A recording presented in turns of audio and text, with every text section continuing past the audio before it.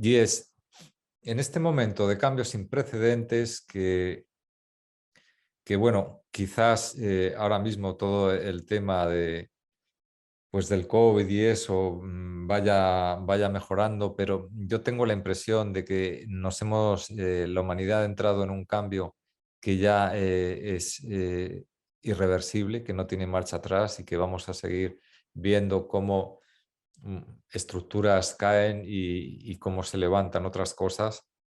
Eh, es un cambio que trae mucha incertidumbre y la incertidumbre pues muchas veces trae miedo, confusión, porque no sabemos qué nos va a pasar a nivel de salud, qué nos va a pasar a nivel económico, mm, tantas cosas que están, digamos, sucediendo en la vida de cada persona, tantos cambios. Yo veo que esa incertidumbre lo veo pues, en mí, en las personas que me rodean.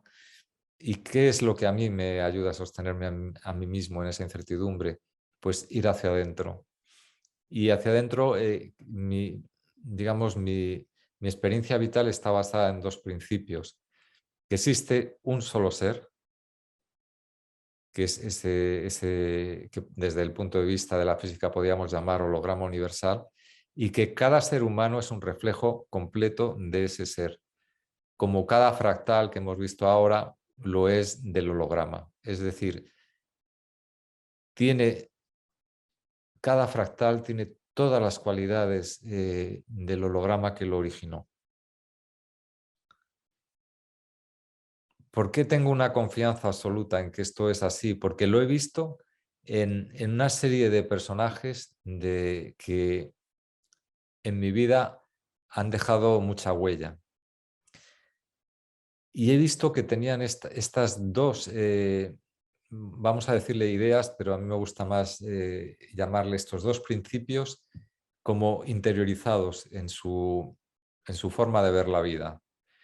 Y entre los que yo he encontrado, que hay más, yo he encontrado muchos más y además hay muchos más de los que yo he encontrado, en el aspecto científico pues están Erwin Schrödinger, que es uno de los padres de la física cuántica, cuando dice, la multiplicidad solo es aparente, en realidad solo hay una mente. Fukuoka, que fue un investigador muy significativo japonés que desarrolló la permacultura. Él trabajaba para el gobierno japonés como científico y en un momento dado descubrió algo que lo dejó todo y se dedicó a desarrollar esto. Albert Einstein también tiene citas muy claras que hemos ido viendo a lo largo de la formación. David Bohm es un gran físico inglés que estuvo colaborando con Einstein y fue invitado a trabajar en el proyecto Manhattan para la fabricación de la bomba atómica y él se retiró de ese proyecto y al final pues acabó enseñando en una universidad brasileña, pero creó su teoría del orden implicado, es decir, que hay algo detrás que es lo que establece este orden que nosotros vemos. Karl Pribram, que si no lo conocéis fue uno de los neurofisiólogos más importantes del siglo pasado en Estados Unidos, desarrolló la teoría holográfica del cerebro, y Jacobo Grinberg, para mí un genio, un neurofisiólogo mexicano, que también trabajó con Pribram en una teoría del todo, ¿no? La teoría holográfica del cerebro, que él le llamó de otra manera. Todos ellos basan mucho de su trabajo en estos dos principios.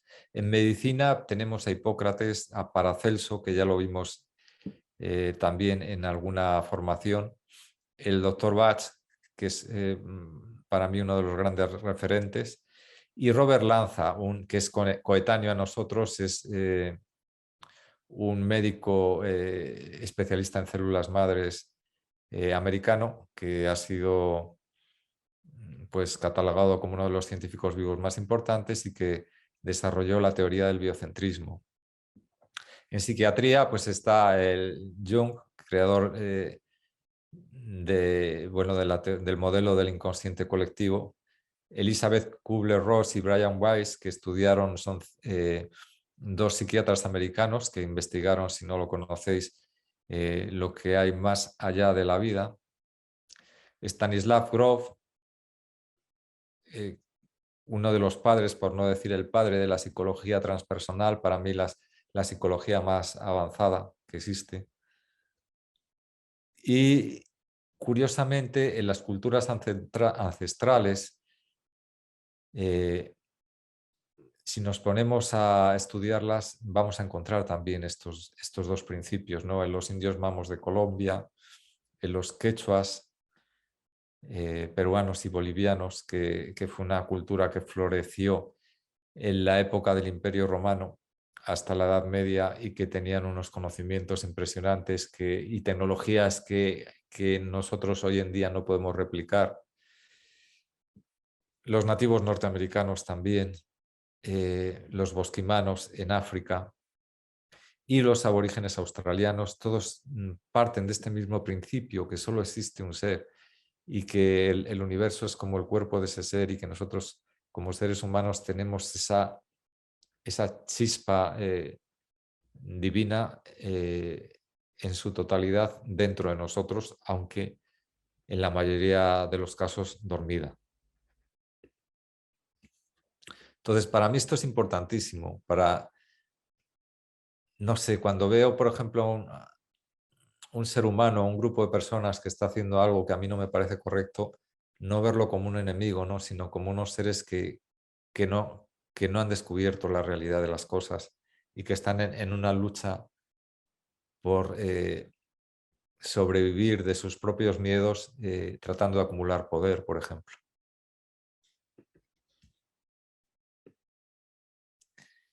Y aquí entramos en el tema del diseño inteligente, ¿no? Si existe ese ser, ¿cómo se comunica con nosotros?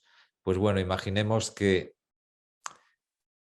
nuestra capacidad intelectual, aunque podemos experimentarlo desde el corazón porque somos un reflejo de él, nuestra capacidad intelectual de abarcar ese ser, pues yo creo que es bastante menor de la que tendría una ameba o un virus de entender a un ser humano, ¿no? Porque si es un ser que ha creado, dicen los astrónomos que existen más estrellas en el universo que granos de arena en todas las playas de la Tierra. Es decir, lo que la astronomía dice hoy en día es que no podemos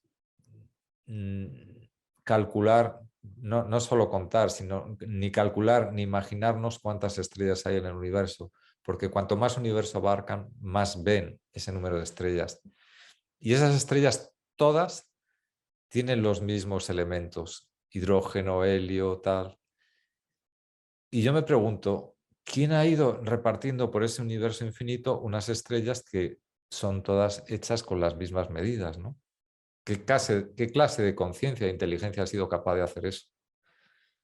Entonces, hay una corriente científica valiosa que se llama el diseño inteligente, que dice que hay algo, hay una inteligencia que está detrás de todo lo que sucede y que yo creo que dada la armonía, yo no tengo más que ver los copos de nieve que hemos puesto antes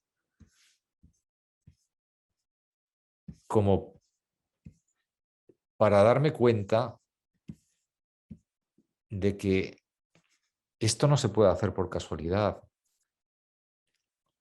Como dicen los darwinistas, ¿no? Que el universo ha sido como una serie de carambolas de las cuales ha salido la vida y en la vida ha habido una serie de casualidades de las cuales ha salido un ser humano. A mí esto es una explicación que se me queda pequeña cuando simplemente viendo un copo de nieve o viendo cómo una mujer puede replicar un ser humano perfecto en 9 meses, ¿no? Sin tener que pensar en ello. O sabiendo que los astrónomos no son capaces de calcular el número de estrellas que hay en el universo. O sea, que hay algo que se nos escapa. Y entonces, bastantes científicos y para mí muy considerados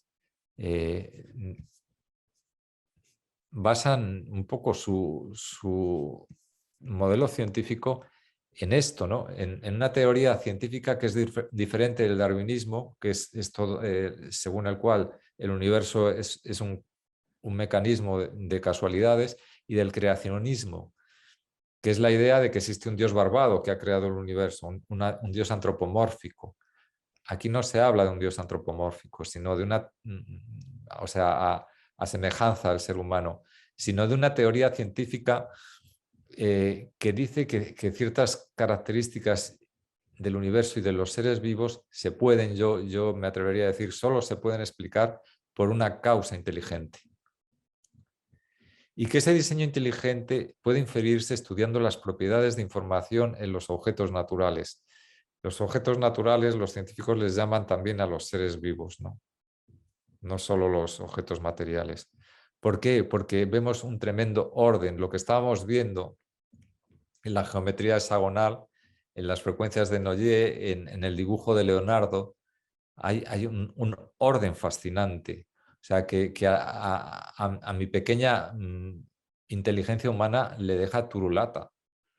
Cuando yo, no sé, me asomo, miro las estrellas o miro las ondas en el mar o, o miro lo que cuentan de las partículas cuánticas, yo no puedo dejar de admirarme y decir, aquí hay algo infinitamente superior a mí. No puedo concebir que esto sea una serie de casualidades. Entonces, creo y tengo un convencimiento, no, yo no trato de convencer a nadie, pero que precisamente esto que está pasando es que a los seres humanos nos toca dar un salto y conectarnos con esa inteligencia, ese diseño inteligente, esa inteligencia que ha desarrollado todo, ¿no? Y que lo que está pasando es que lo que no es verdadero se está empezando a caer. Lo que está oculto está empezando a salir a la luz. Y esto implica una crisis social importante porque la sociedad, hay muchos aspectos de la sociedad que están basadas en cosas que no son todo lo auténticas y todo lo reales que debieran ser. Entonces, como vivimos momentos de desestabilización, a mí me sirve confiar en ese algo superior, en este diseño inteligente que yo no conozco, pero que soy capaz de intuir. Entonces esto me lleva a ir hacia adentro, porque en los medios de comunicación yo no encuentro referencias a esto, ni en la economía, ni en la política, ni en el sistema sanitario. Para encontrar esto yo necesito ir hacia adentro. Y esa conexión con el diseño inteligente, yo personalmente a veces cuando tengo la suerte de encontrarla es a través del cuerpo, de sentirlo, o de la mente, cuando la mente se calma y puedo tener un criterio propio y una intuición de qué es lo que es la vida en realidad. Y también me ayuda a conectar con él los vínculos cuando me relaciono con personas con las que puedo compartir mi visión de la vida. Esa visión que anhela y que confía en algo que nos va guiando. Entonces, hay muchísimas escuelas de tradición, de meditación, que orientan de una forma más o menos acertada hacia esto. Y lo que se está manifestando en el ser humano ahora es una activación de la conciencia. Estamos pasando del ser humano mental, intelectual, que cree que su intelecto es la medida de todo el universo, al ser humano consciente, que ve que hay algo muy superior y que quiere conectar con ello desde la humildad.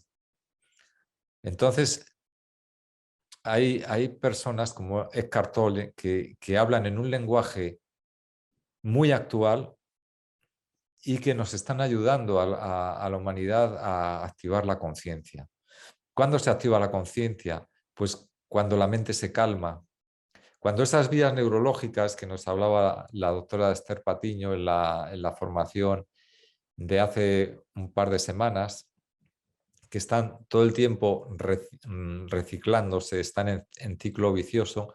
¿Quién de nosotros no ha tenido un momentos o no tiene momentos que dice, bueno, no puedo más de pensarme, me trae loca la cabeza, o de tantos pensamientos como tengo, o lo que es peor, estar con el mismo pensamiento continuamente? Porque la mente está ya, las neuronas están patinando de tanto querer buscar soluciones desde un lugar que probablemente no sea desde el que hay que encontrarlas. Entonces, ¿cómo se activa la conciencia? ¿Cómo son los portales de entrada a esa otra dimensión en la que, a la que han apuntado muchos científicos, médicos, psiquiatras, por supuesto todos los místicos de todas las religiones y de todos los tiempos? La mayoría han apuntado hacia esto, a esa conciencia universal. ¿Qué es lo que la activa? Pues el disfrute, cuando estamos disfrutando de algo verdaderamente, la meditación o la relajación, cuando estamos inmersos en la naturaleza, cuando somos simples. Yo me he dado cuenta que de todas las relaciones, de todos los amigos que tengo, los que mejor están respondiendo a esta crisis son aquellos que se han decidido voluntariamente a cambiar su vida por una cada vez más simple, más en contacto con la naturaleza, menos en contacto con todo el ruido social que hay, lo cual no quiere decir que no estén informados de lo necesario, y que además están entrando en un sistema de crecimiento económico y de necesidades materiales. Es decir, están, y yo ahora me incluyo también, estamos aprendiendo a vivir con menos cosas y con más conciencia. Y esto trae mucha libertad, ¿no? Decía el místico este, ¿cómo se llamaba? Francisco de Asís: necesito poco, y lo poco que necesito lo necesito poco, ¿no? Y claro, eso le daba una libertad infinita. Y luego hay un hombre que para mí es muy interesante, que es, ya me acordaré del nombre, pero que, parafraseando a Francisco de Asís, es un argentino que desarrolló la psicomagia, es un psicoterapeuta. Dijo: necesito poco, y lo poco que necesito lo necesito mucho. Bueno, yo me puedo incluir entre esos, ¿no? Porque hay determinadas necesidades, determinadas comodidades que no podría prescindir de ellas, pero voy aprendiendo a necesitar menos, ¿no? Y cuanto menos necesitas, más libre eres. Entonces, ¿qué herramientas hay para renovar las vías neurológicas automáticas? Que es esos circuitos neuronales que siempre nos tienen atrapados en los mismos planteamientos, en las mismas preocupaciones, en los mismos temores, en las mismas desconfianzas, en definitiva, en eso que nos hace sufrir, que para mí tiene una relación muy directa con lo que llamamos karma. Pues lo primero es calmar la mente, porque esas vías neurológicas están en una mente que se ha hiperactivado. ¿Qué herramientas tenemos nosotros desde la biofotónica? Pues las sesiones de gafas, y los que no tengáis las gafas, las frecuencias mentales. ¿Por qué? Porque ayudan a resetear la mente, a que se calme, a que vuelva a su estado original, que es de calma, aunque parezca lo contrario, aunque ya se nos haya olvidado. La mente está hecha para estar en calma y funcionar cuando se la necesita, no para estar funcionando todo el día sin parar, como si fuera un ordenador que se ha descontrolado y tiene un virus y está run, run, run, run, run, run. Entonces, primer paso, calmar la mente. Segundo paso, armonizar las emociones. ¿Por qué? Porque si yo estoy enfadado por lo que está pasando, resentido, con miedo o con angustia, no voy a ver con claridad. porque se están reactivando circuitos neurológicos que van de la amígdala, que se encarga de las emociones conflictivas, a otras áreas del cerebro y se están retroalimentando, y cada vez que tengo más miedo o más enfado, más me aumenta ese circuito neurológico, más se graba y más tiende a reproducirse. Entonces, el legado del doctor Bach es invaluable para este tiempo porque nos dio una herramienta para calmar las emociones, para que la amígdala no se dispare y arrastre detrás a todo el cerebro, en un intento de sobrevivir a estados emocionales que no sabemos cómo gestionar.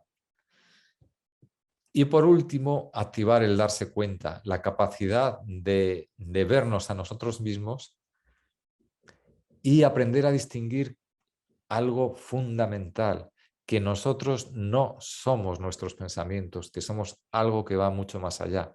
Para eso tenemos que darnos cuenta de nuestros pensamientos. Y para esto nos pueden ayudar también pues las frecuencias que son de la conciencia, las de los chakras y las de solfeo. Otra cosa que a mí me ayuda mucho, darme cuenta que según ese diseño inteligente, todo lo que me sucede no es casualidad, no es fortuito. Lo que me sucede forma parte del diseño inteligente y me está ayudando a darme cuenta de a qué me estoy aferrando o qué rechazo todavía. Es decir, dónde esos circuitos neurológicos están viciados en círculos viciosos. Y entonces me abre los ojos a una mejor versión de mí mismo. ¿Por qué? Porque todo lo que está sucediendo ahí afuera que no me gusta me está sirviendo de despertador. Todo lo que de ahí fuera me incomoda es porque está resonando con una parte de mí que necesito actualizar. Y voy a poner un ejemplo que no es especialmente mi caso, pero en general en la sociedad hay mucho conflicto con la muerte. Y esto trae un sometimiento. Cuando alguien tiene miedo o rechazo a la muerte y le dicen, oh, yo te voy a ayudar a defenderte de la muerte, haz esto y esto y esto que yo te diga. La persona no tiene criterio propio, simplemente dice, ah, bueno, pues si este me ayuda a defenderme de mi mayor miedo, todo esto a nivel inconsciente, yo lo sigo, ¿no? Entonces, a mí un proyecto que me ha parecido muy interesante es uno que se ha desarrollado en los últimos 2 años y pico en la Fundación Vivo Sano, que es una fundación dedicada a temas de salud, que para mí es muy valiosa. Y este proyecto se llama Al final de la vida. Y aquí está la web. Es un proyecto que puede ayudar mucho a afrontar el miedo o la resistencia a la idea de que la muerte existe, de que nos toca morir a nosotros o a personas cercanas. O sea, lo único que tenemos garantizado cuando venimos a este planeta es que nos vamos a ir de él, que este cuerpo va a morir. Lo que yo no creo es que la conciencia muera. Yo he tenido, además, ahí sí puedo hablar por experiencia propia. He tenido 2 experiencias en las que me he visto consciente y fuera del cuerpo. Y la primera vez fue cuando tenía 14 años en una siesta que me vi en el techo de la habitación y mirando el techo, mi cuerpo abajo. Me pegó un susto, pues que en este caso estaría muy bien decirlo, de muerte, porque pensé, yo no tenía ninguna idea de nada que no fuera el cuerpo físico. Y de repente lo veo ahí abajo y en una siesta me despierto fuera del cuerpo. Y entonces me pegó un susto enorme y me quedé en la cama despierto con una taquicardia tremenda. Y esto yo no lo conté en muchísimos años, porque a quién le iba a contar una cosa tan rara. En aquellos tiempos no se tenía ninguna idea aparte de lo que enseñaba el catolicismo, ¿no? Y luego otra vez que me inyectaron un anestésico y me salí o sea, conscientemente del cuerpo, no debió ser una cantidad suficiente y me vi fuera del cuerpo y consciente y percibiendo y dándome cuenta de cosas, ¿no? Entonces, también he leído mucho de Elizabeth Kubler-Ross y de otros psiquiatras que han investigado, o sea, que que la vida no acaba con el final del cuerpo. Pero de todo esto y del sentido de la muerte hay mucho que está desarrollando este proyecto al final de la vida.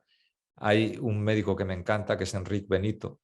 Es un hombre de una presencia y una madurez extraordinaria, y una vez tuve la oportunidad de hablar unos momentos con él, y es una persona que te transmite autenticidad. Es un médico que ya está jubilado y que está de vuelta de todo, o sea, no tiene por qué dar ninguna imagen, ninguna apariencia, y él expresa las cosas con la autenticidad que tiene, ¿no?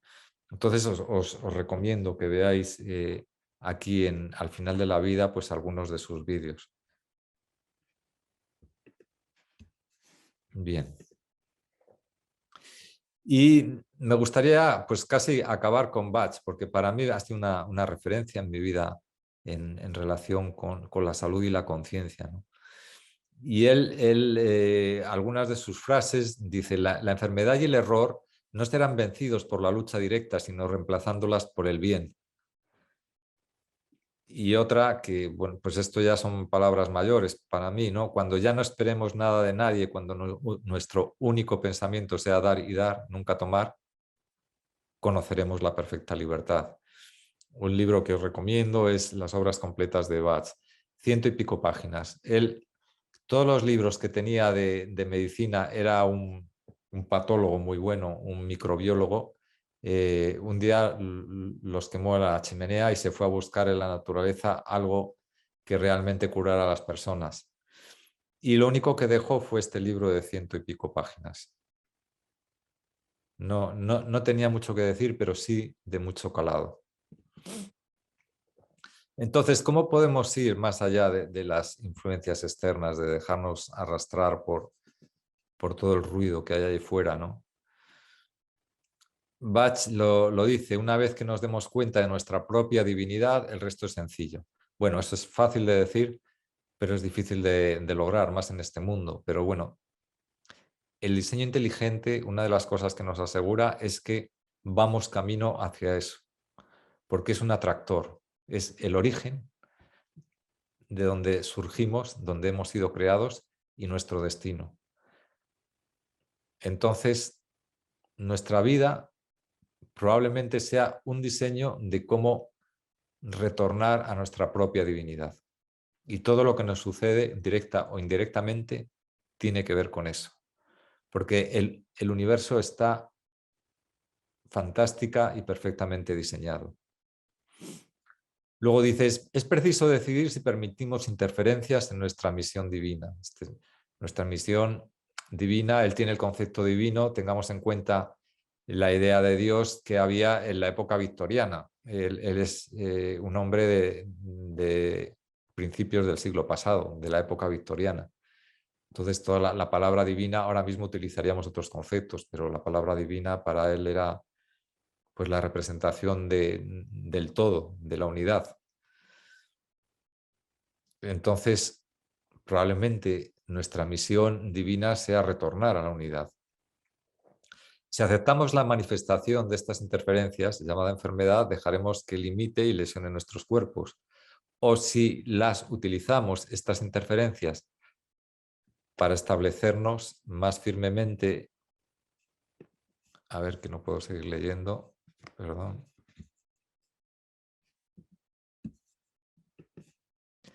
O también las podemos utilizar para establecernos más firmemente en nuestro propósito, que cada uno lo expresará de una manera. Para uno será ser feliz, para otro ser libre, para otro estar en paz, pero siempre hay un propósito ahí profundo en nuestra vida que está más allá de obtener metas materiales. Entonces, ¿qué flores nos dejó Bach que pueden ayudar a esto? Fundamentalmente, el nogal es una esencia floral clave para este tiempo. ¿Por qué? Bach la llamaba el rompehechizos. Cuando hay un estado de sugestión social tan fuerte, el nogal nos permite como reconectar con nosotros mismos. es la esencia floral para los cambios, o sea, la que permite los cambios, como el que toda la humanidad estamos teniendo, y digamos que nos ayuda a tener la firmeza y perseverancia para mantenernos en nuestro interior, en nuestros principios, en nuestros valores. Y de alguna manera que no nos afecten tanto las opiniones externas o todo lo que sea ajeno a nuestra esencia verdadera. Entonces el nogal muy recomendable para esta época. El álamo da miedo a lo desconocido, a lo imprevisible, a lo que no nos podemos imaginar, que es un futuro que no sabemos cómo va a continuar. La grimonia, porque tiene esa cualidad de que ayudarnos a aflorar nuestros temores, nuestras preocupaciones y poderlos ver de frente.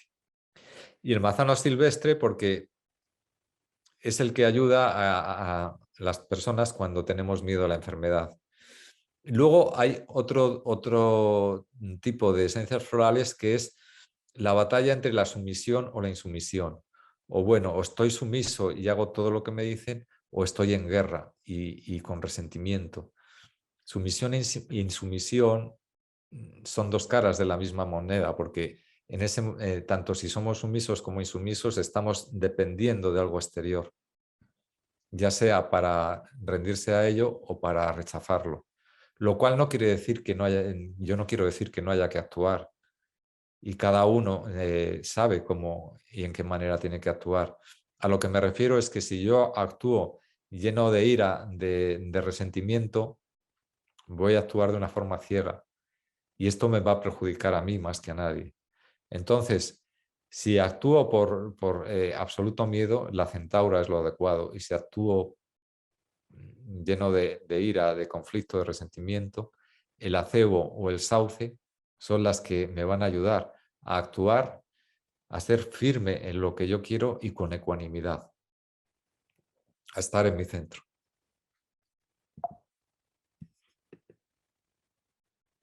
Otras flores buenas para este tiempo, pues aquí he apuntado algunas: la vid, el agua de roca para la rigidez, el haya para cuando estamos en un sentimiento de que todo nos molesta, la impaciencia cuando queremos que todo cambie rápidamente, la violeta de agua cuando nos aislamos. ¿Qué cualidad tienen las flores de Bach? Que no funcionan luchando en contra de lo que queremos quitar, como el enfado o el miedo, sino que ayudan a restablecer la cualidad original. Y esto es lo que dice Bach, ¿no? La enfermedad y el error no serán vencidos por la lucha directa, sino reemplazándolas por el bien. Entonces, pues para terminar este ciclo, a mí me gustaría quedarme con esta idea de cuál es el objetivo, el objeto final de la biofotónica. Restablecer nuestro estado natural, que es el de la coherencia, el de la armonía con nosotros mismos, con nuestra vida, con nuestra existencia, con la naturaleza, con los semejantes. ¿Os acordáis lo que hablábamos hace ya 2 años y pico acerca de cómo Fritz Albert Popp, el físico alemán, había descubierto que tenemos un campo coherente de luz? Pues el cuidar esa coherencia es el objetivo que tienen estas técnicas como la terapia floral o la biofotónica, que seamos quienes realmente somos. Y bueno, nada más me queda comentaros que la próxima formación la va a dar la doctora Esther Patiño, que para quienes la visteis hace un par de semanas es una mujer muy interesante, muy divertida y que sabe compartir muy bien los 40 años de experiencia que ha tenido ayudando a personas con dolor, con sufrimiento. Y yo creo que nos va a hablar sobre la fisiología, las neurociencias y los cambios que se pueden dar en las vías neurológicas. Va a ser el 15 de febrero a las 4 de la tarde. Si os interesa, tomar nota porque se aprende un montón de ella. Muy bien.